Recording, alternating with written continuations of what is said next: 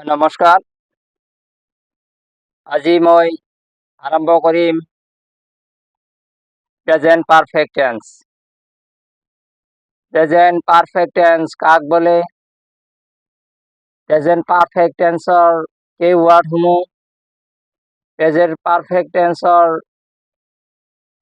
ফৰ্মেশ্যনটো আৰু present perfect টেন্সৰ have হেজৰ ব্যৱহাৰ, ফৰ আৰু সিন্সৰ ব্যৱহাৰ, এই সম্পৰ্কে আজি আমি আলোচনা কৰিম।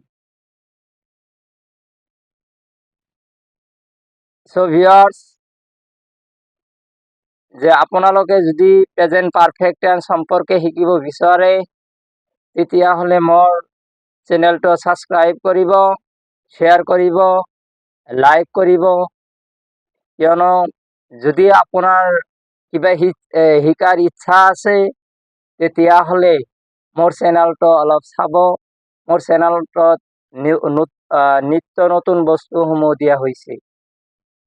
যে আজি আমি আলোচনা কৰিম প্ৰেজেন্ট পাৰফেক্ট টেন্স কি, প্ৰেজেন্ট পাৰফেক্ট টেন্সৰ ফৰ্মেশ্যন, প্ৰেজেন্ট পাৰফেক্ট টেন্সত হেভ হেজৰ ব্যৱহাৰ আৰু ভাৰ্বৰ থ্ৰী, এই সম্পৰ্কে আজি আমি আলোচনা কৰিম। যে চোৱা, যে ইয়াত প্ৰথমবাৰে কোৱা হৈছে প্ৰেজেন্ট। প্ৰেজেন্ট শব্দৰ অৰ্থই হৈছে কি? বৰ্তমান। প্ৰেজেন্ট শব্দটোৰ অৰ্থ বৰ্তমান। পাৰফেক্ট, পাৰফেক্ট শব্দৰ অৰ্থ হৈছে সঠিক, সঠিক। টেন্স শব্দৰ অৰ্থ হৈছে সময়, সময় বা কাল। যে এই যে পাৰফেক্ট শব্দটোৰ আৰু বহুতো ধৰণৰ অৰ্থ আছে, যেনে শেষ। পারফেক্ট মানে কি? সঠিক, নাইবা শেষ, নাইবা সমাপ্ত, নাইবা নির্দিষ্ট, নির্দিষ্ট। তেনেহলে এই অৰ্থকেইটা প্ৰথম অৱস্থাত মনত ৰাখিব। যে প্ৰেজেন্ট মানে কি? বৰ্তমান বা এতিয়া, বৰ্তমান বা এতিয়া। প্ৰেজেন্ট শব্দটোৰ অৰ্থ হল বৰ্তমান নাইবা এতিয়া,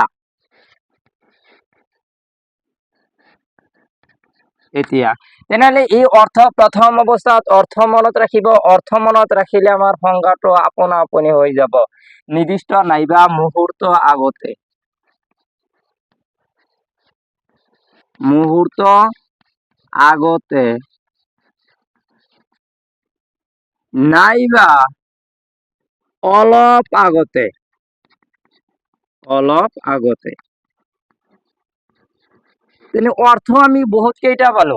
যে পাৰফেক্ট শব্দৰ অৰ্থ হৈছে সঠিক, পারফেক্ট মানে শেষ, পারফেক্ট মানে সমাপ্ত, পারফেক্ট মানে নির্দিষ্ট, পারফেক্ট মানে মুহূর্ত আগতে, পারফেক্ট মানে হৈছে অলপ আগতে। তেনেহলে এই অৰ্থকেইটা আগতে মুখস্থ কৰি ল'ব, তাৰপিছত সংজ্ঞা আপোনা আপুনি আহি যাব। যদি অৰ্থসমূহ মনত নাৰাখে তেতিয়াহ'লে কিন্তু সংজ্ঞাবিলাক পাহৰি যাব। যে টেন্স কিন্তু বহুত কেইটা আছে, 12টা টেন্স আছে। আৰু এই টেন্সৰ ভিতৰত যদি আমি গোটেইখিনিৰ সংজ্ঞা মুখস্থ কৰিবলৈ যাওঁ তেতিয়াহ'লে আমাৰ কি হ'ব? অলপ অসুবিধা যেন অনুভৱ হয়। কিন্তু এই অৰ্থবিলাক যেতিয়া মুখস্থ থাকিব, অৰ্থবিলাক মুখস্থ থাকিলে কিন্তু ইয়াৰ সংজ্ঞা মুখস্থ কৰি ৰখাত আমাৰ একেবাৰে সহজ হ'ব। তেনেহ'লে আমি এইবাৰ যে অৰ্থৰ পৰাই যে আমি সংজ্ঞা দিব পাৰিম। প্ৰেজেন্ট মানে কি? বৰ্তমান, বৰ্তমান সময়ত, বৰ্তমান সময়ত কোনো এটা কাম, কোনো এটা কাম বা ঘটনা অলপ আগতে, অলপ আগতে শেষ হোৱা, শেষ হোৱা, শেষ হোৱাটোকেই প্ৰেজেন্ট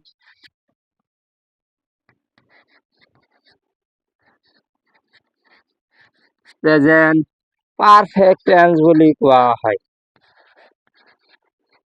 পাৰফেক্ট টেন্স বুলি কোৱা হয়। তেনেহলে প্রেজেন্ট পারফেক্ট টেন্স কাক বলে? প্রেজেন্ট পারফেক্ট টেন্স, প্রেজেন্ট মানে বর্তমান, পারফেক্ট মানে সঠিক বা মুহূর্ত আগতে, অলপ আগতে, টেন্স মানে সময়। তেনেহলে আমি সংজ্ঞাটো কিন্তু অৰ্থৰ ওপৰত ভিত্তি কৰি সংজ্ঞাটো লিখিলো। বৰ্তমান সময়ত কোনো এটা কাম যে বা ঘটনা অলপ আগতে শেষ হোৱাটোকেই, অলপ আগতে শেষ হোৱা বুজালে বা শেষ হোৱাটোকেই প্ৰেজেন্ট পাৰফেক্ট টেন্স বুলি কোৱা হয়। তেনেহলে সদায় মনত ৰাখিব, তুমি যি ইংৰাজী যিয়েই শিকিব নিবিচাৰে কিয়, সকলো সময়তে অৰ্থৰ ওপৰত গুৰুত্ব দিব। অৰ্থবিলাক মুখস্থ হলে কটকটীয়াকৈ মুখস্থ হলে সংজ্ঞাবিলাক এনেই মনত থাকিব। তেনেহলে অলপ আগতে আমি আৰু এটা সংক্ষেপে সংজ্ঞা দিব পাৰো। অলপ আগতে কোনো কাম শেষ হোৱা বুজালেই তাক প্ৰেজেন্ট পাৰফেক্ট টেন্স বুলি কোৱা হয়। একেবাৰে সংক্ষেপে, অলপ আগতে, অলপ আগতে কোনো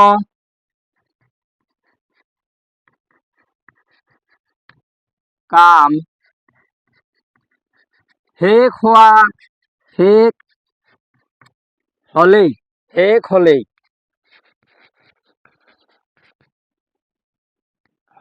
বাক্যটোক প্রেজেন্ট পারফেক্ট টেন্স বলে। প্রেজেন্ট পারফেক্ট টেন্স বলে। পারফেক্ট টেন্স বলে। তেনেহলে আমি কিন্তু দুটা সংজ্ঞা দিলো, যে অলপ আগতে কোনো এটা কাম শেষ হোৱাকে কি বুলি কোৱা হয়? প্ৰেজেন্ট পাৰফেক্ট টেন্স বুলি কোৱা হয়। তেনেহলে আমি প্ৰথম অৱস্থাত, মই বাৰে বাৰে কওঁ, প্ৰথম অৱস্থাত জানি লব প্ৰেজেন্ট শব্দৰ অৰ্থ কি, বৰ্তমান, পাৰফেক্ট মানে কি, শেষ বা সমাপ্ত বা অলপ আগতে বা মুহূৰ্ত আগতে শেষ হোৱা। টেন্স মানে হৈছে সময়। তেনেহলে বৰ্তমান সময়ত কোনো এটা কাম অলপ সময় আগতে শেষ হোৱাকেই তাক প্ৰেজেন্ট পাৰফেক্ট টেন্স বুলি কোৱা হয়। তেনেহলে প্ৰেজেন্ট পাৰফেক্ট টেন্সৰ ফৰ্মেশন লৈ মন কৰা। প্ৰেজেন্ট পাৰফেক্ট টেন্সৰ ফৰ্মেশন শব্দটোৰ অৰ্থই হল গঠন বা সূত্ৰ। ফৰ্মেশন শব্দৰ অৰ্থ হৈছে গঠন বা সূত্ৰ। যে এইটোৰ প্ৰেজেন্ট পাৰফেক্ট টেন্সৰ ফৰ্মেশনটো হৈছে সাবজেক্ট প্লাস হ্যাভ নাইবা হ্যাজ প্লাস ভার্বর 3 plus object plus for or since. তার পিছত হব কি time, for since plus time. সদায় মনত রাখিব যে এইকেইটা যে ফোর বা সিন্স, ফোর নাইবা সিন্স হয় প্লাস টাইম। তেনেহলে সদায় মনত ৰাখিব যে আমি প্ৰেজেন্ট পাৰফেক্ট টেন্সৰ এটা সুকীয়া ফৰ্মেশন, এইটো কিন্তু ফৰ্মেশন কিতাপত বা বেলেগ বেলেগ গ্ৰামাৰত দিয়া আছে, এইখিনি দিয়া আছে, এইখিনি দিয়া নাই। হয়তো এইখিনি মুখস্থ কৰিলে সম্পূৰ্ণ হ'ব, কিন্তু বুজাত সুবিধাৰ কাৰণে মই কৈছো প্লাস ফোৰ প্লাস টাইম। অৰ্থাৎ ইয়াত কি কোৱা হৈছে, অবজেক্ট, তাৰ পিছত কি হ'ব ফোৰ, তাৰ পিছত কি হ'ব টাইম, সময় বুজোৱা শব্দবিলাক হ'ব। তেনেহলে সদায় মনত ৰাখিব ফৰ্মেশনটো যে সাবজেক্ট। তেনেহলে এই ফৰ্মেশনটোত আমি এতিয়া কম হ্যাভ আৰু হ্যাজ। এই দুটা শব্দৰ ব্যৱহাৰ বা অক্সিলাৰি ভাৰ্ব বা বি ভাৰ্বৰ ব্যৱহাৰ সম্পৰ্কে এতিয়া আমি আলোচনা কৰিম, পাহৰি নাযাব। এই দুটাৰ ব্যৱহাৰ যদি নাজানে তেতিয়াহলে কিন্তু প্ৰেজেন্ট পাৰফেক্ট টেন্স অসম্পূৰ্ণ হৈ থাকিব। মই এতিয়া আলোচনা কৰিম যে হ্যাজ। যে সদায় মনত ৰাখিব যে থাৰ্ড পাৰসন, যে হ্যাজ মানে কি, যে থাৰ্ড পাৰসন, যে প্ৰথম অবস্থাত লিখিম হ্যাজৰ ব্যবহাৰ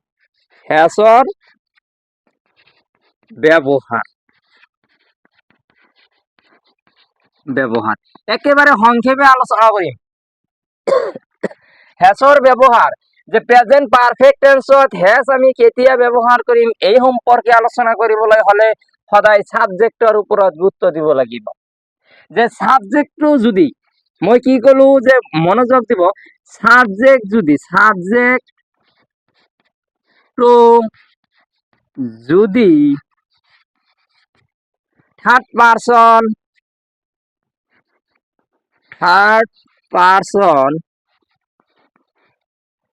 পারসন সিঙ্গুলার নাম্বার হয়, সিঙ্গুলার নাম্বার হলে বি ভার্ব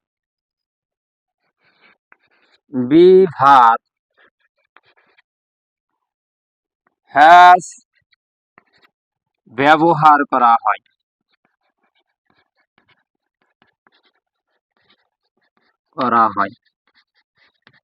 সদায় মনত ৰাখিব যে আমি হ্যাজৰ ব্যৱহাৰটো কি লিখিলো, এইটো সদায় মনত ৰাখিব যে হ্যাজ মানে কি সাবজেক্টটো যদি থাৰ্ড পাৰসন সিঙ্গুলাৰ নাম্বাৰ হয় হলে বি ভাৰ্ব হ্যাজ ব্যবহাৰ কৰিব লাগে বা হ্যাজ ব্যবহাৰ কৰা হয়। তেনেহলে এইবাৰ হ্যাভৰ ব্যবহাৰ মন কৰিব।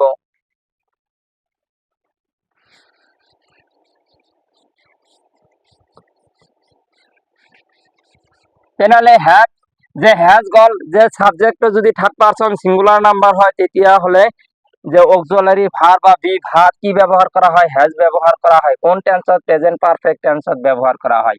তেনেহলে এইবাৰ মন কৰিব যে সাবজেক্ট যদি থাৰ্ড পাৰসন সিঙ্গুলাৰ নাম্বাৰ নহয় তেতিয়া হলে বাকি গোটেইখিনিতে কি ব্যবহাৰ কৰিব, হ্যাভ ব্যবহাৰ কৰিব। যে যদি সাবজেক্টটো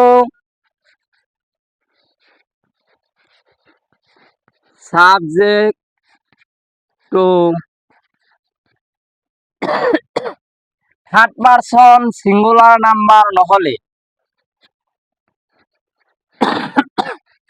থার্ড পারসন সিঙ্গুলার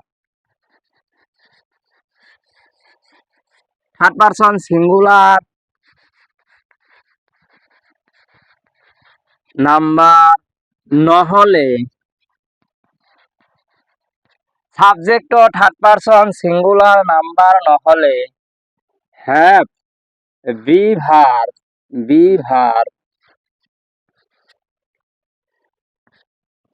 হ্যাভ ব্যবহার করা হয়, হ্যাভ ব্যবহার করা হয়। প্রথম অৱস্থাত এই নীতি নিয়ম কেইটা হ্যাভ আৰু হ্যাজৰ নীতি নিয়ম কেইটা মুখস্থ ৰাখিব।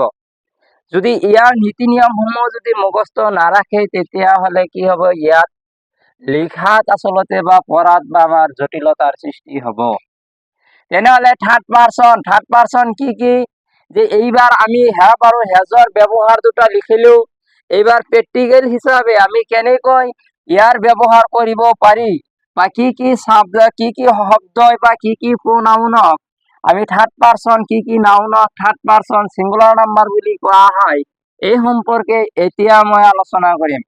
যে এইবাৰ মন কৰা যে এই যে third person singular number third person R third person singular number, এই থাৰ্ড পাৰসন সিঙ্গুলাৰ নাম্বাৰ বুজোৱা শব্দ হৈছে হি, she, it, আৰু এটা আছে any name, is, he, it, any name।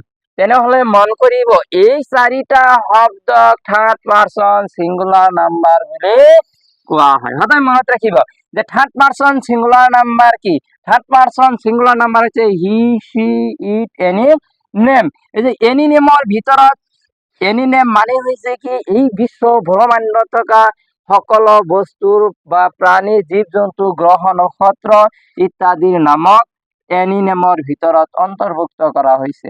সকলো নামকে কি বুলি কোৱা হয়, থাৰ্ড পাৰসন সিঙ্গুলাৰ নাম্বাৰ বুলি কোৱা হয়। তেনেহলে এইকেইটা যদি সাবজেক্টৰ স্থানত থাকে তেতিয়া হলে আমি প্ৰেজেন্ট পাৰফেক্ট টেন্সত বি ভাৰ্ব হিসাবে হ্যাজ ব্যবহাৰ কৰি। তেনেহলে এইবাৰ কিছুমান এক্সাম্পল চোৱা। যে এক্সাম্পল হ্যাজ, যে হ্যাজৰ ব্যবহাৰ, যে হি হ্যাজ। তেনেহলে এইবাৰ চোৱা যে ভাৰ্বৰ কি দিয়া আছে, থ্ৰি। ভাৰ্বৰ থ্ৰি হলে কি হব, হি হ্যাজ ডান। তেওঁ কামটো কৰিলে, he has done the work. He has done the work, তেওঁ কামটো কৰিলে। যে তেওঁ কামটো কৰিলে, এইটোৰ অৰ্থ, এইটোৰ ইংৰাজী হৈছে এইটো। কিন্তু ইয়াৰ পিছত কোৱা হৈছে কি, সময় বুজোৱা শব্দ বুজালে, যে সময় যদি থাকে তেনেহলে ফৰ ব্যবহাৰ কৰিবা। ফৰ এন আওয়াৰ, যে তেওঁ কি কৰিলে, 1 ঘন্টাত কামটো কৰিলে। যে তেওঁ 1 ঘন্টাত কামটো কৰিলে, তেনেহলে ফৰ এন আওয়াৰ দেওয়া হয়। তেনেহলে সদায় মনত ৰাখিব যে আমি যে হি কি person, third person singular number, সেইকাৰণে ইয়াত হ্যাজ হৈছে। যদি ইয়াত আমি বেলেগ এটা শব্দ বহুৱাই দিওঁ, যেনে উই, তেনেহলে উই কিন্তু থাৰ্ড পাৰ্সন সিঙ্গুলাৰ নাম্বাৰ নহয়, সেইকাৰণে ইয়াত হ্যাভ হ'ব। তেনেহলে বাকীখিনি কিন্তু একেই থাকিব। সদায় মনত ৰাখিব, উই হ্যাভ আমি কেতিয়া ব্যৱহাৰ কৰিম, হ্যাভ আমি সেই সময়তে ব্যৱহাৰ কৰিম যি সময়ত থাৰ্ড পাৰ্সন সিঙ্গুলাৰ নাম্বাৰ সাবজেক্টৰ স্থানত নাথাকে, অৰ্থাৎ বেলেগ পাৰ্সন থাকে, তেতিয়াই হ্যাভ ব্যবহাৰ কৰা হয়। যেতিয়া সাবজেক্টৰ স্থানত থাৰ্ড পাৰ্সন সিঙ্গুলাৰ নাম্বাৰ থাকে, তেতিয়াই বাক্যটোত কি ব্যবহাৰ কৰা হয়, হ্যাজ ব্যবহাৰ কৰা হয়। তেনেহলে এইবাৰ চোৱা যে হ্যাভ আৰু হ্যাজৰ ব্যবহাৰ গল। তেনেহলে হ্যাভ আৰু হ্যাজৰ ব্যবহার গল মানে কি, এই যে প্রেজেন্ট পারফেক্ট টেন্সর ব্যবহার কিন্তু প্রায় শেষেই হল। যে প্রেজেন্ট মানে কি বর্তমান, পারফেক্ট মানে সঠিক, সমাপ্ত, নির্দিষ্ট, টেন্স মানে সময়। তেনেহলে বর্তমান সময়ৰ অলপ আগতে কোনো এটা কাম সমাপ্ত হলে তাক কি বুলি কোৱা হয়, প্ৰেজেন্ট পাৰফেক্ট টেন্স বুলি কোৱা হয়। এইবাৰ প্ৰেজেন্ট পাৰফেক্ট টেন্সৰ কি ওয়াৰ্ড,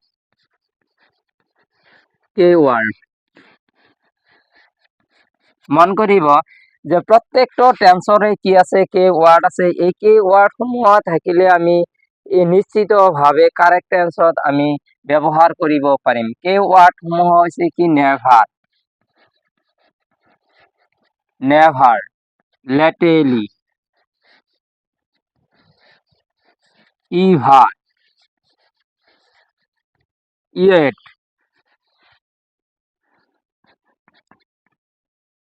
জাস্ট, নাও, জাস্ট, অনলি,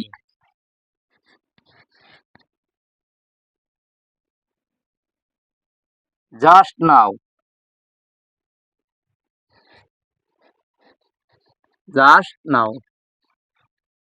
এইকেইটা শব্দ বা এইকেইটা কে ওয়ার্ড যদি যি টেন্সত থাকিব, সেই টেন্সটো হ'ব কি, প্রেজেন্ট পারফেক্ট টেন্স। এই কে ওয়ার্ড কেইটা সদায় মনত ৰাখিব। যে কে ওয়ার্ড যদি জনা নাথাকে, তেতিয়াহ'লে এইটো কোন টেন্স হ'ব আমি কারেকশন কৰিব নোৱাৰিম। আৰু এটা লক্ষ্য কৰিব, হ্যাভ আৰু হ্যাজ থাকিলে সেই বাক্যটো কিন্তু প্রেজেন্ট পারফেক্ট টেন্স হ'ব। যে আমি কে ওয়ার্ড, কে মানে কি মূল, ওয়ার্ড মানে কি শব্দ, কে মানে কি মূল, অর্থাৎ প্রেজেন্ট পারফেক্ট টেন্সর কিছুমান কি ওয়ার্ড দিয়া হল, মূল শব্দ দিয়া হল। এই মূল শব্দ কেইটা হ'ব কি, প্রেজেন্ট পারফেক্ট টেন্স হ'ব। বুঝো, ইংগিত বহন কৰিব। যে নেভার, লেটিলি, ইভার, ইয়েট, জাস্ট, নাও, অনলি, জাস্ট নাও। যে এই কেইটা শব্দ বা কে ওয়ার্ড হৈছে কি, প্রেজেন্ট পারফেক্ট টেন্সর উদাহরণ। তেনেহলে অলপ আগতে বা মুহূর্ত আগতে কোনো এটা কাম সমাপ্ত হলে তাক কি বুলি কোৱা হয়, প্ৰেজেন্ট পাৰফেক্ট টেন্স বুলি কোৱা হয়। প্ৰেজেন্ট পাৰফেক্ট টেন্সৰ ফৰমেশনটো হৈছে have has, subject plus have has, ভাৰ্বৰ থ্ৰি প্লাস অবজেক্ট। আৰু প্ৰেজেন্ট পাৰফেক্ট টেন্স কাক বোলে, যি টেন্সৰ ভাৰ্বে বৰ্তমান সময়ত বা অলপ সময় আগতে কোনো এটা কাম সমাপ্ত হোৱা বুজায় তাক প্ৰেজেন্ট পাৰফেক্ট টেন্স বুলি কোৱা হয়। প্ৰেজেন্ট পাৰফেক্ট টেন্সৰ ৱাৰ্ড কেইটা হৈছে নেভাৰ, লেটিলি, ইভাৰ, জাষ্ট নাও, অনলি, য়েট। এইকেইটা হৈছে প্ৰেজেন্ট পাৰফেক্ট টেন্সৰ ৱাৰ্ড। আৰু প্ৰেজেন্ট পাৰফেক্ট টেন্সত হেভ আৰু হেজ কেনেকৈ ব্যৱহাৰ কৰা হয় এই সম্পৰ্কে আলোচনা হয়। মই আকৌ কৈ দি আছো, থাৰ্ড পাৰ্চন সাবজেক্টও যদি থাৰ্ড পাৰ্চন সিঙ্গুলাৰ নাম্বাৰ হয় তেনেহলে বি ভাৰ্ব নাইবা অক্সিলাৰি ভাৰ্ব প্ৰেজেন্ট পাৰফেক্ট টেন্সত হেজ ব্যৱহাৰ কৰা হয়। আৰু ভাৰ্বৰ 3 হ'ব, তাৰ পিছত অবজেক্ট, তাৰ পিছত ফৰ হ'ব, তাৰ পিছত সময় বুজোৱা শব্দবিলাক হ'ব। এইখিনিয়ে হৈছে প্ৰেজেন্ট পাৰফেক্ট টেন্সৰ উদাহৰণ আৰু প্ৰেজেন্ট পাৰফেক্ট টেন্স সম্পৰ্কে মূল বৰ্ণনা। যদি মোৰ এই বৰ্ণনাটো ভাল লাগে তেতিয়াহ'লে আপোনালোকৰ বন্ধু বান্ধৱীসকললৈ এইটো ছাবস্ক্ৰাইব কৰিব, বন্ধু বান্ধৱীসকললৈ শ্বেয়াৰ